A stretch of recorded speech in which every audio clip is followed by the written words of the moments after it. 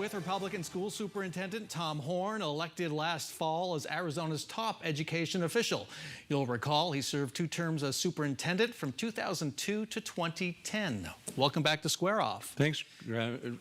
It's great to be with you. And welcome back to your old job. Yeah, thanks. I want to start with news of the week. Scott Menzel, the superintendent of the Scottsdale Unified School District, is under attack from Republican lawmakers and some parents. They want him fired for allegedly, quote, expressing racist views. Your Arizona Department of Education Twitter account posted this, quote, critical race theory has no place in Arizona schools. Superintendent Scott Menzel's comments are unacceptable. Superintendent Horne joins Scottsdale legislators and parents calling for the removal of Superintendent Menzel. Do you know Scott Menzel? I do not know him, no. Ever talked to him? I've never talked to him. So exactly what did Scott Menzel do that you believe should get him fired? Well, let's talk about the values first. My most fundamental value, the thing that I believe most passionately about, is that we're all individuals, that we're brothers and sisters under the skin, that what matters about us is what we can do, what we know, our ability to appreciate beauty, our character, and not what race we were born into. I think that's completely irrelevant. Critical race theory teaches the opposite, that race is primary.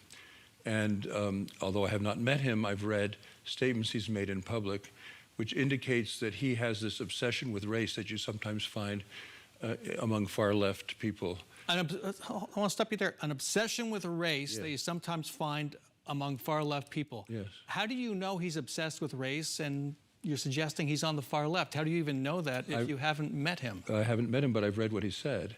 And among the things he said is that the white race is problematic.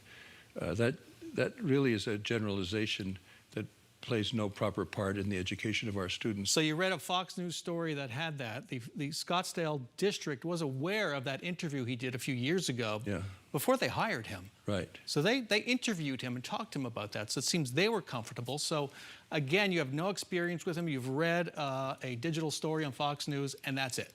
Well, is that right? You're a lawyer. Is that fair? Is it fair to pass judgment on somebody based on that?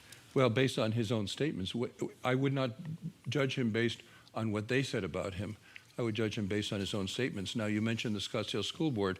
At that time when he was hired, the Scottsdale School Board had a majority of liberal members who were open to that kind of thinking. Now we have 2 conservative members and a third one who we're not sure about. So it's going to be interesting to see what happens with the Scottsdale School Board. So this is a big change from when you were superintendent the last time, which is the politicization of school boards. Nobody really thought about Democrat, Republican. This school board in particular is under fire from Turning Point USA. They've got a target on their back by this political organization. Yeah. So why is the superintendent joining in on that? Is that really your role? It's my role to comment on public policy that affects education. And one of my fundamental values, as I mentioned, is we should not teach the kids to pay attention to race. We should teach them that race is irrelevant and they should judge each other as individuals. And in recent years, a number of school boards have allowed curricula that emphasize race, that treat race as primary. And I think that's completely wrong. And so one of my primary objectives is to get that out of our schools and have our schools teach our students to treat each other as individuals and not pay attention to anybody's race or sexual orientation or anything like that they were born with, but only what they know, what they can do, what is their character, what is their ability to appreciate beauty. So you want this superintendent removed, yet you defended disgraced former state lawmaker David Stringer after reports that he worked on your campaign last year. Stringer once said, there aren't enough white kids to go around in our schools. He was echoing white nationalist concerns in a presentation to a group. He was also credibly accused of paying for sex with boys. So what's the disqualifying conduct for you? If this superintendent isn't good enough, but David Stringer was good enough to work on your campaign? The election's over. I won the election. I don't know why you want to go back and hash that over. All he did... Well, you're bringing up the issue of race. Bram, I'm answering your question. All he did was make a contribution in kind to my campaign, which I returned in cash, and he played no other role in the campaign.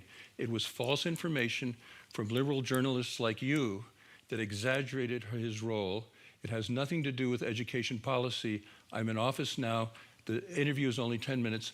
Let's talk about the fact that I'm bringing back service orientation by our department to help schools do better, that I'm working hard on having kids learn English, all of the things that we're doing about education, and not rehash old false statements that were made during the campaign, Bram.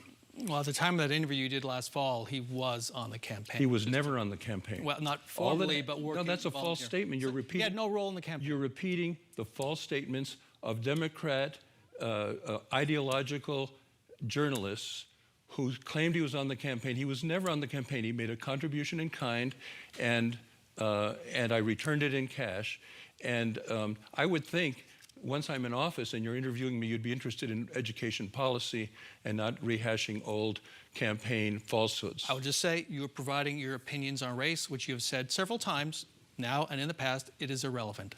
And I thought race is irrelevant. Yes, absolutely. Let's turn to school vouchers, the empowerment scholarship accounts. Yeah. You took office with the task of standing up the largest voucher expansion in the country made available to every student here in Arizona. Yes. Do you have the people and the tools you need right now to run this program efficiently? No, we're still hiring. We don't have enough people. We had 171,000 unpaid requests under that program when we took office because the prior administration of Kathy Hoffman was hostile to the school voucher program, and they weren't processing the requests for payment, and so 171,000 unpaid payments. We had to do our best to catch them up.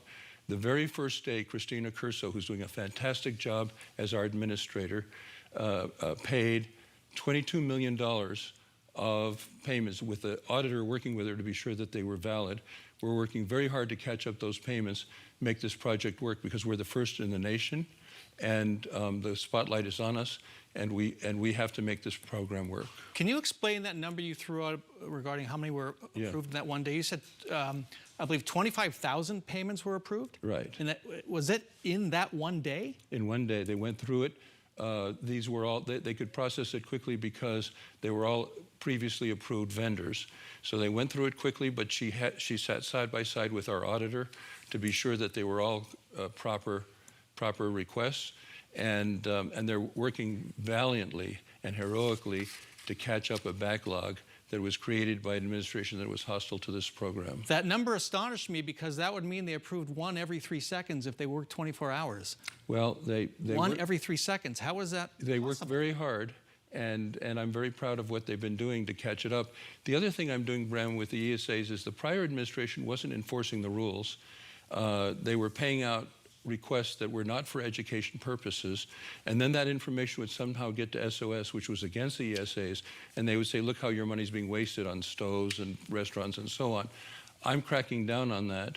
I'm making sure that the only payments are made for proper educational purposes, and that we abide by the law in every particular, because, as I said, the spotlight is on us, and I want to be sure that everything that is done strictly in accordance with the law and for educational purposes. And you made that point in a video that I kind of looked twice at. You said the ESA tutors who are reimbursed by the ESA program now just need a high school diploma as their credential. Did you hear that right? That's correct. I looked in the 2022 guidebook for ESAs issued by the Board of Education, and it says tutors must have a state teaching certificate or bachelor's degree. So what's correct? Well, the prior high school diploma or...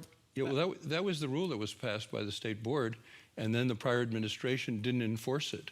So there was no certification of companies that were providing those services. So we, for the first time, required certification, and to have required a certification that was too high would be very disruptive.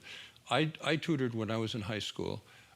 College students who majored in a subject can teach that subject very well to a high school student, and I think these people can do a very good job. So tutors with a high school diploma, and there are no fingerprint checks or anything on these folks, right? Well, they're helping people with their academics, Bram, which is something that I care very much about. I don't know if you do, but I do.